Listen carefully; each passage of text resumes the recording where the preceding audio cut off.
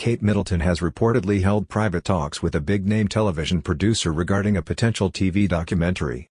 According to insiders, the Duchess of Cambridge could follow her husband, Prince William's example, whose environmental series with Sir David Attenborough began on BBC One earlier this week. The telephone meeting was held on Tuesday with David Glover, who commissioned the hit Channel 4 show Gogglebox. The documentary would be about the subject of early childhood development, which is of great interest to the future Queen. It could potentially have the feel of the BBC's genealogy series Who Do You Think You Are?, in which celebrities look back on their family trees. Earlier this week Kate revealed that she had been looking back at 4 generations of her family's history, as part of her work into early childhood development. During a trip to University College London, UCL, she met academics from the Children of the 2020s project, which will track the lives of babies born in 2021 over a 5-year period and study the reasons behind early school success. The Daily Mail source claimed, "Catherine is very interested in a program. She thinks it could be a really significant way to explore an important subject. She's been very impressed with William's efforts and knows how much he enjoyed making his Earthshot series." This news comes just over a year after Prince Harry and Meghan Markle signed a huge Netflix deal worth an estimated £73 million. The Queen, Prince Charles, Camilla, William and Kate are all set to attend this year's COP26 climate change conference in November. Up to 25,000 people are expected from around the world for the event, with up to 200 countries attending to try and set major climate change goals to stop global warming. However, eco-warriors the Duke and Duchess of Sussex are set to skip the event as the pair have largely stayed away from the UK since Megxit.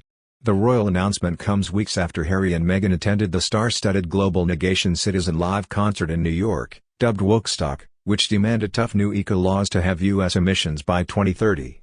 It also pressed the wealthiest nations to deliver on a £70 billion a year pledge to help developing countries go green. Besides, Prince Harry and Meghan Markle portrayed themselves as victims and made claims that didn't stand up to scrutiny during their explosive Oprah interview, a royal expert has claimed. Richard Fitzwilliam's assertions come after recent polls in the United States show a decline in popularity for the couple, who last year stepped down from royal duties.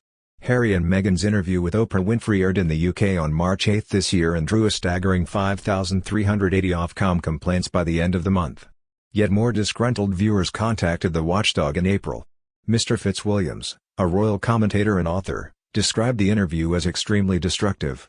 He told, "It is perhaps not surprising that recent polls in the United States are pointing to a reassessment of the Sussexes.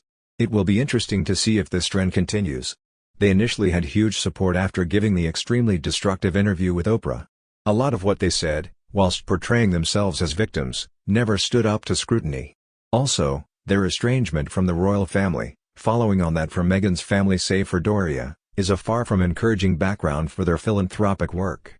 In the controversial interview, Harry and Meghan told how a member of the royal family had made remarks about the color of their son Archie's skin, although they decided against naming the person in question.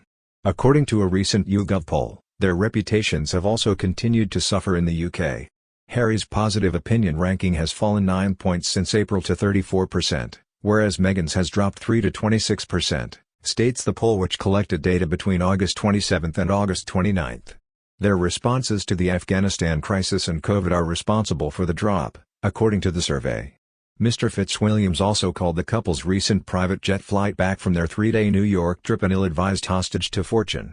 He said, "They will have taken little or no notice of what the British press will have said, but it was an ill-advised hostage to fortune to travel back to California on a private jet," after emphasizing the need to cut emissions to save the planet.